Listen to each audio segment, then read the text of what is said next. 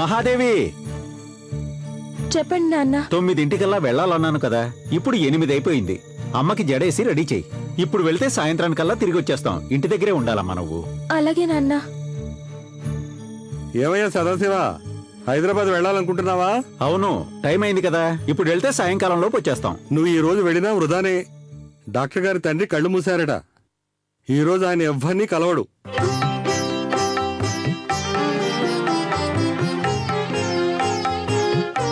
అందుకే అక్కడ హాస్పిటల్ వాళ్ళు ఫోన్ చేసి మరీ చెప్పారు.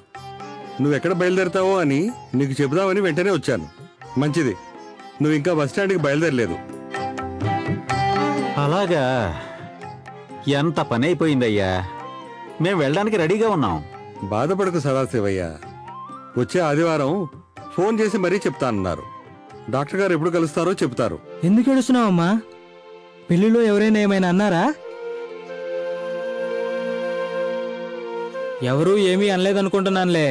మందాకిని నగలు మెళ్ళలో వేసుకుని వెళ్ళావుగా, ఇక అందరూ గౌరవించి ఉంటారు నిన్ను ఆ నగలను చూసి.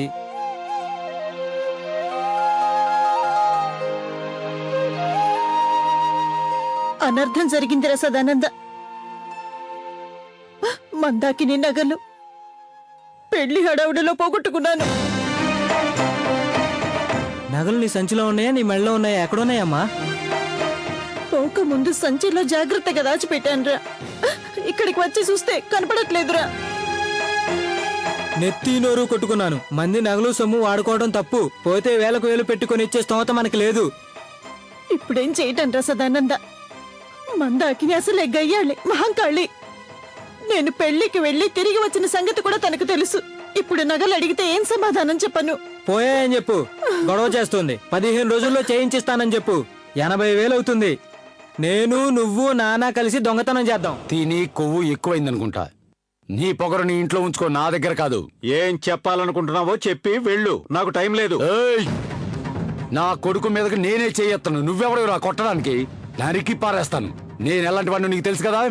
కొడుకుని కొడుకులా పెంచకుండా ఆంబూతులో వాడిని తిరగనిచ్చి అసభ్యంగా ప్రవర్తించే సంస్కృతి నేర్పిస్తే చెయ్యెత్తకుండా ఇంకేం చేయమంటావు? నా పెంపకం గురించి మాట్లాడే ముందు కొద్ది రోజుల కిందట నువ్వు ఎక్కడ ఉన్నావో గుర్తు తెచ్చుకో సదాశివయ్య.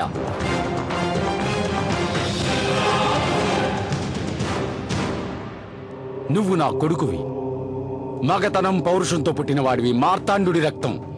ఈ సదాశివయ్య నీ మీద చేయి చేసుకున్నాడు. ఈ కత్తి తీసుకుని నరికి పారేవాడి చేతిని.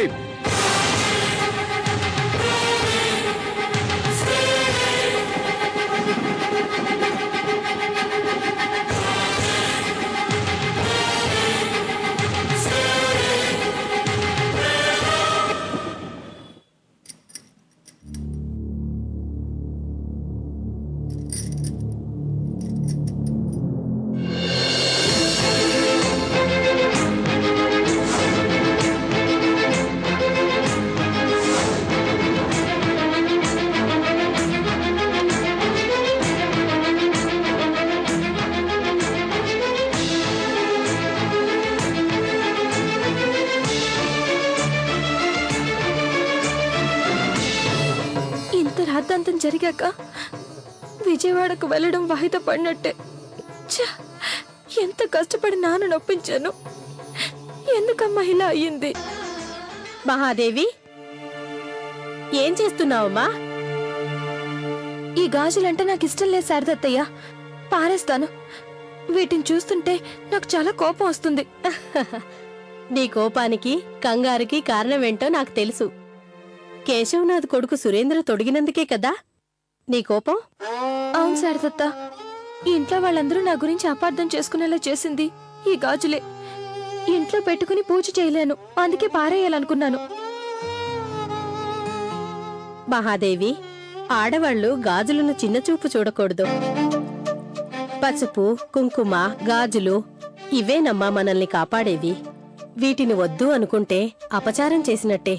అపచారం అయింది నా మనసుకి, దాన్నెవరు సరిచేస్తారు చెప్పు? సురేంద్ర నిన్ను చాలా ఇష్టపడుతున్నాడమ్మా. మనస్ఫూర్తిగా చెప్పు, నీకు సురేంద్ర అంటే ఇష్టం కదూ?